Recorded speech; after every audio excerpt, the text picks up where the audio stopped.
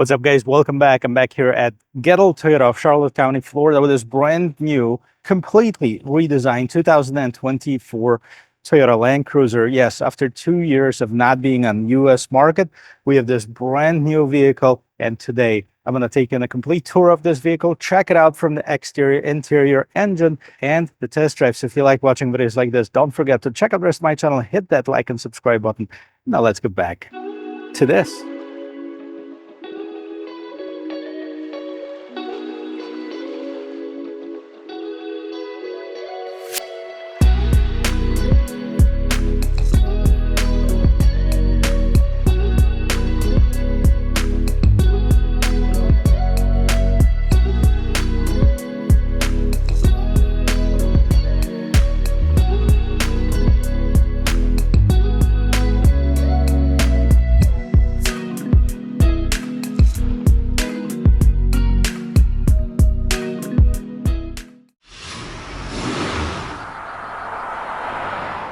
And here it is, guys, 2024 Toyota Land Cruiser. This iconic nameplate is back.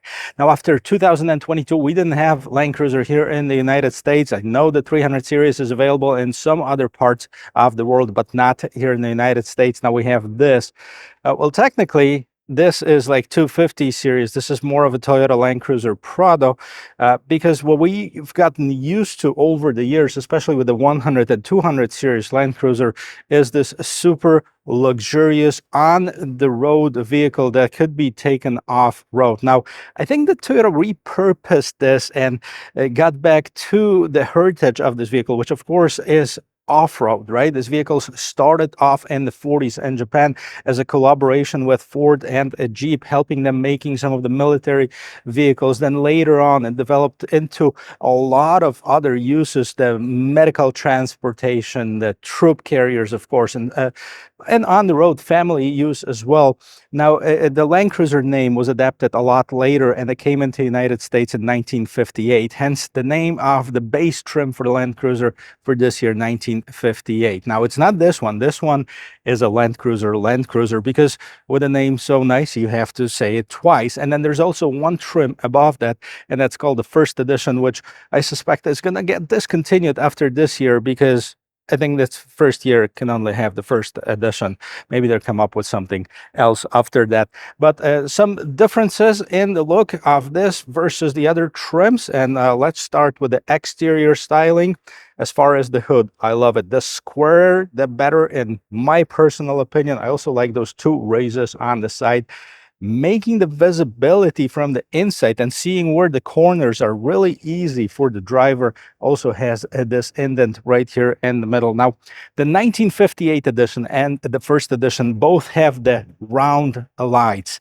I personally like the rectangular lights. Now, I know the first Land Cruiser were round lights, but when you look at the 80s series, they had the rectangular lights. This one has the new generation, of course, the triple beam LED lights with the LED turn signals and LED daytime running lights. Scrolling down here, you have a set of rigid fog lamps, and overall the styling, it's this retro inspired styling. We have Toyota spelled out right in front.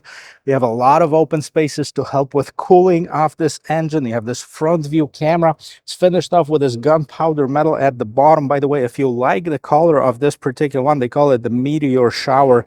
And then also we have some of the air curtains for better air channeling, better aerodynamics for this vehicle. Now, the biggest difference between this and the previous generation's Land Cruiser is that it doesn't have a V8. It has a brand new power plant.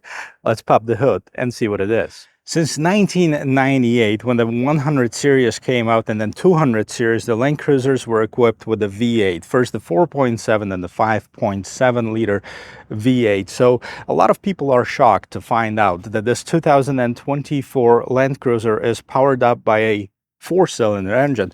This is a 2.4 liter I-Force Max 4-cylinder turbocharged engine with a hybrid system, 326 horsepower, and it produces a whopping 465 foot-pounds of torque, made it to an 8-speed automatic transmission.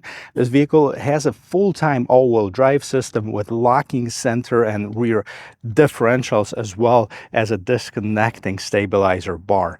So we're going to take a spin with this vehicle at the end of this video. For now, let's take a look at the rest of under the hood setup. Now, come on guys, the prop stick on the vehicle that costs as much as this is unacceptable. We do have some sound insulation underneath that should make it for a nice and quiet ride. And let's take a look at the rest of it. And here it is, guys, the side profile of this vehicle. If you like the color of it, they call it the meteor shower, looking really good. And you know, there's a misconception about this vehicle. A lot of people thinking that it went to the 4-cylinder, so therefore it has to be much smaller. Well, what if I told you that this is about the same size as the 200 series Land Cruiser? It's about 1 inch shorter at 194 inches in total length of this vehicle. It has 78 inches in width and 76 inches as far as the height of it, which is actually taller than the outgoing generation Land Cruiser. So about the same size. Yes, it's got a different powertrain, and we're going to test it out, see how it does. Overall, I love the shape of this vehicle. Like I said in the beginning, the squarer, the better for me. I like the shape of a typical off-roader vehicle. I love it.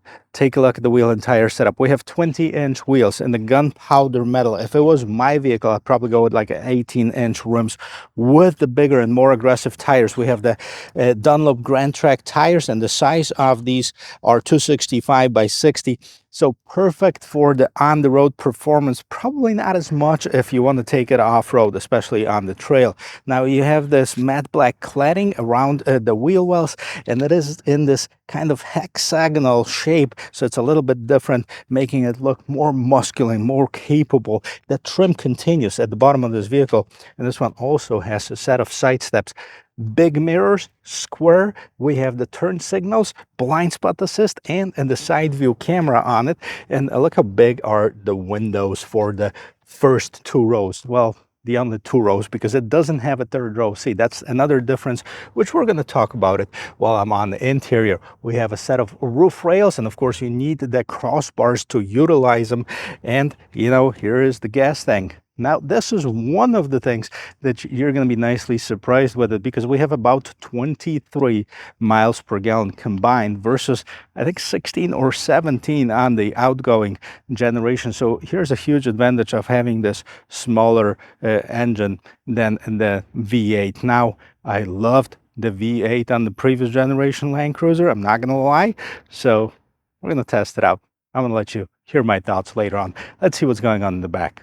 I love the setup right here at the back. It looks straight down, maximizing the cargo area in the back, also adding to that off-roady look of this vehicle. We have this big gate spoiler, 3rd brake light, exposed wiper, and this glass right here can be opened separately from the rest of the gate. So if you need to just throw something inside of here, this is a perfect solution for you. Land Cruiser, Toyota spelled out in the middle, iForce Max on one side. We have the rear view camera, brand new, of course.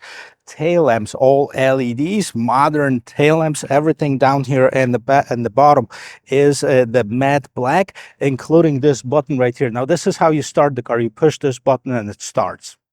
No, it doesn't. But underneath here is a tow hitch. So if you wanted to tow something, you can tow up to 6,000 pounds with this vehicle. Now underneath, you also have a full-size spare tire, 6 and 4 pin connector for your trailer. And of course, you can open the gate. Now on the base trim, it's manual, and on the 2 other trim, including this Land Cruiser, it's a power gate, and I can nicely fit underneath here, being almost 6 feet tall. Let's see what's going on inside. And here we have quite a bit of room, but one thing I want to point out too is this floorboard right here. So as you can see, it's raised up, and because this being an iForce Max, which is a hybrid vehicle, that's where all the batteries are underneath here, raising the floorboard, making it somewhat harder to load stuff on the interior of this vehicle. So unless you carrying something heavy, should be okay. And on the right hand side, you have the 120 volt 2400 watts outlet in the back. So if you need to power up your campsite, you can do that for sure. And on both sides, you have cup holders and USB Type-C ports. For the third row passenger, that doesn't exist. Well, someone explained to me, and this is a beauty of having a YouTube channel. I learned from you. Hopefully, you learn a little bit from me. One of my viewers said that in other parts of the world, the Toyota Land Cruiser is offered with a different powertrain, which is a diesel, not requiring all of this space to be saved for batteries. So they actually have a third row in this type of Land Cruiser, but not here in the United States. However, they're using the same mold, and they saved the cup holders, vents, and the USB Type-C ports. Now, of course, if you needed more room, you can fold down these seats, and boom, they fumble forward, giving you a lot more space if you want to put more cargo in here. We of course have the Toyota First Aid Kit in here, and this is what we have for cargo. Let's take a look and see what we have for passengers. And we're going to start right here at the rear door panel, and let's see what we have. This is somewhat hard plastic. This is soft, hard, soft. So a combination of hard and soft materials. In my opinion, if you have a vehicle at this price point, you should have the premium materials in it. So there's no excuse. I think this should all be the soft touch materials because they dampen the sound a little bit better. They feel better. And overall kind of add to the luxury of this vehicle. And at this price point, it should be luxurious as well. Storage in the back of both seats, driver and passenger. In the middle, we have the console, where you can see you have your own separate controls for the climate control right here in the back. 12-volt power adapter and 2 USB Type-C ports in this console. Quite a big bump in the middle, so maybe a small person can sit in the middle chair right here, which, by the way, if you don't use it, you can actually fold this down and have an armrest with 2 cup holders. Now we have the Softex trim on the seats. This is not real leather. If you do go with the first edition, you'll have the real leather seats in here, perforated, solid on the sides, overall good looking trims. If you're looking for vents, they're actually up on top.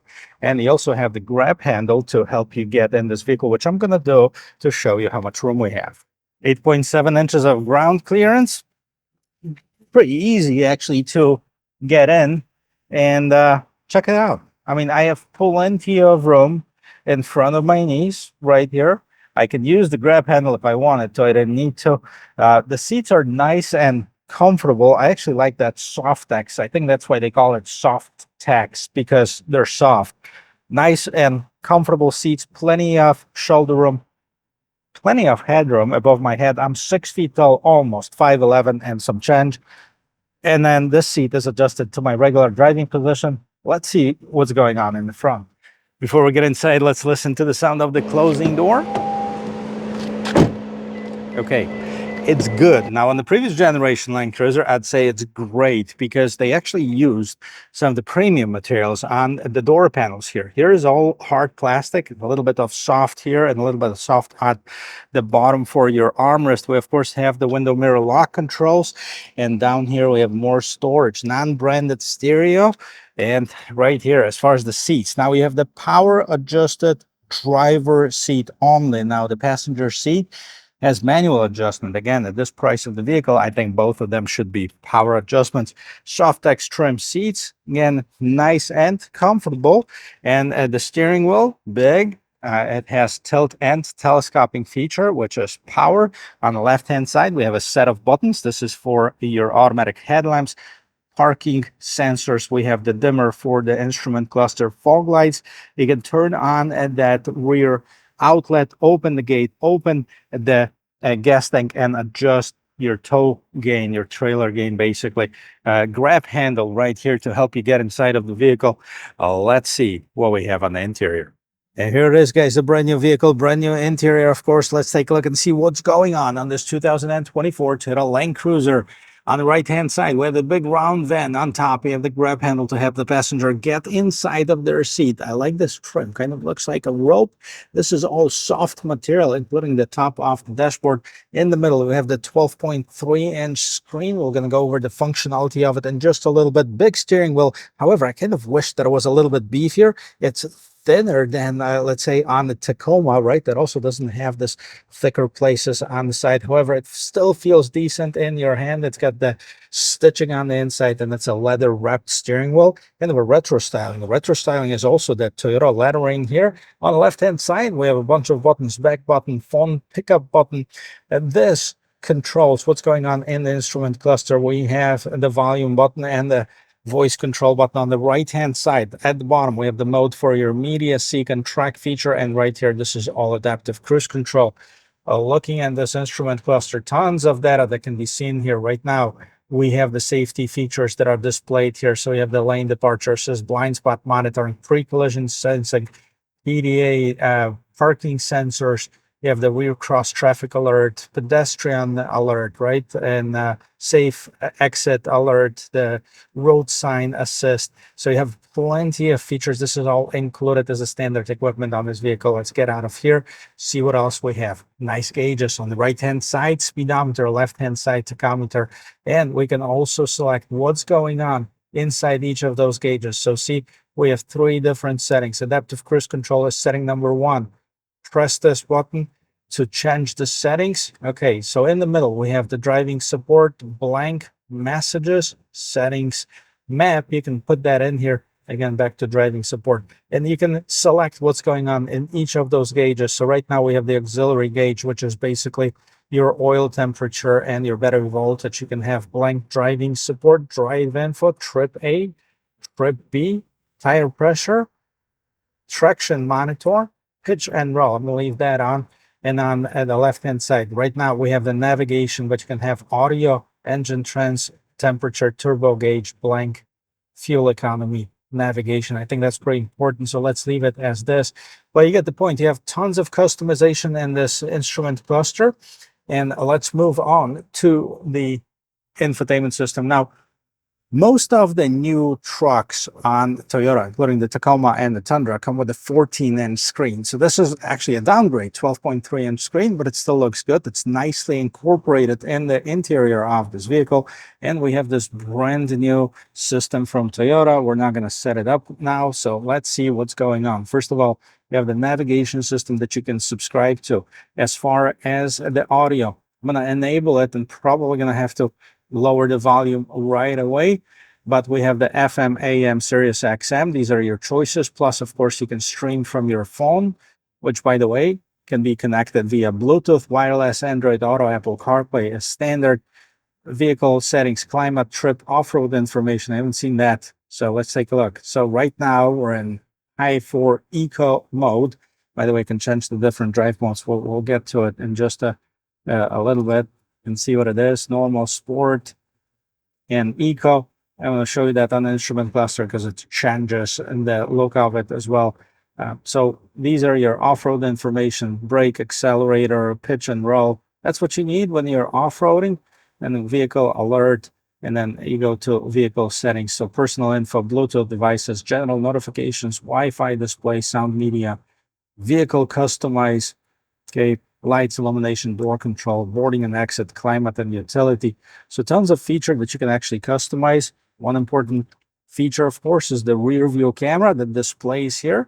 And yes, we have the 360. So kind of the opposite way as we've seen on most of them, because most of the Toyotas will have this on the right-hand side and the big screen on the left-hand side. We have this rear camera view, 2 different angles. Okay, you can turn on or off the trajectory lines, but that red line to indicate how close you are to an object, that stays the same. And you can see that from the top as well. And of course, different settings for the camera, multi-terrain monitor. So you have the cornering view, view under vehicle, Toyota Park Assist 3D display. That's all in. So if I start moving forward, okay, and we're going to turn on that camera here. And Right now I don't have enough room, but if I were to go forward, see this vehicle right here, everything that's going underneath the vehicle gets recorded and then displayed underneath. So you can see of what kind of terrain you're going over. That's really important when you are, trail riding it. Right here, let's see what this is. This is basically your sensors, and it gives you that zone that, hey, don't get out of this zone. And what else is here? This is the automatic camera. I believe that's what it is. We're going to leave that on. So as we start driving, it's going to turn on.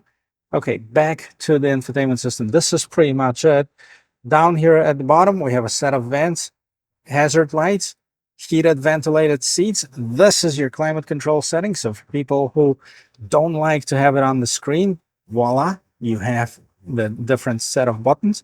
Heated steering wheel, everything else is standard here. You have the dual zone climate control in the front, one in the back. Here's the view button that I press to see what's going on as far as the front view camera. Down here at the bottom, 3 USB Type-C ports. Do we have a wireless charger? If there is one, there's no indication of anything. So I would take this.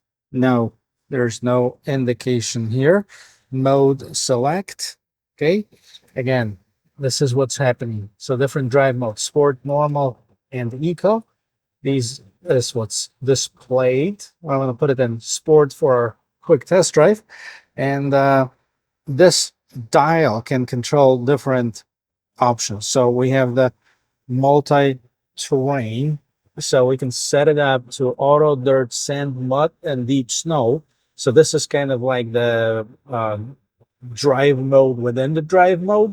And that adjusts, of course, the suspension, that adjusts the gearing. And then we have the crawl control as well.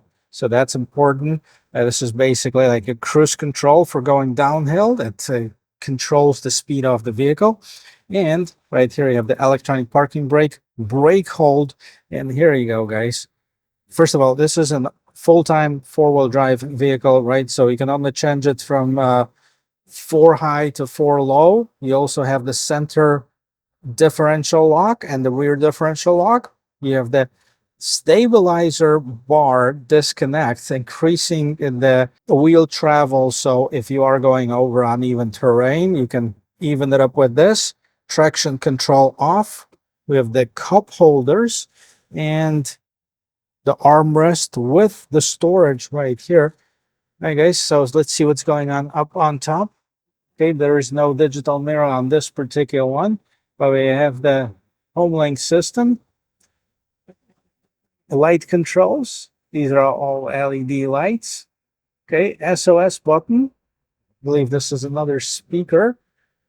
And no sunroof on this one. I believe you can add that to the model. Here's your mirrors. The visor is extendable as well, so that helps out. And this is the interior of this 2024 Toyota Land Cruiser. Well, let's talk about how much it costs. Take it for a spin. Going over pricing is going to be pretty quick because there are only 3 different models. The base one is the 1958, which is coming to the channel really quickly, 55,950. The Land Cruiser, 61,950 is the starting MSRP, and the first edition, which is, I guess, only going to be available for the first year, 74,950. So big difference, about $13,000. I've already done the first edition. Gotta tell you, not sure if it would be worth for me to spend $13,000 extra on just a few features that it has. Let's take this for a spin. So first impressions of this vehicle, it feels very well put together. It's solid. You can feel the quality of it. It also, you sit up higher so you can see everything that's going on around you. What adds to the practicality of this build is the hood, the way that it's designed. It's lower in the middle. It's got 2 raises on the side. You can see exactly where this vehicle ends. So especially in the tight corners, it's going to be a lot easier to park this versus something that doesn't have as good of visibility. You have a good size mirrors. They're big. You can see what's going on in the back. Kind of wish that it had that third mirror or the third camera right here to see what's going on in the back. But overall, it is good. We're going to see once we get back to the parking lot, we're going to see the body roll maybe, but pretty soon here, I'm going to check out the acceleration. Okay, nobody behind me. Let's go.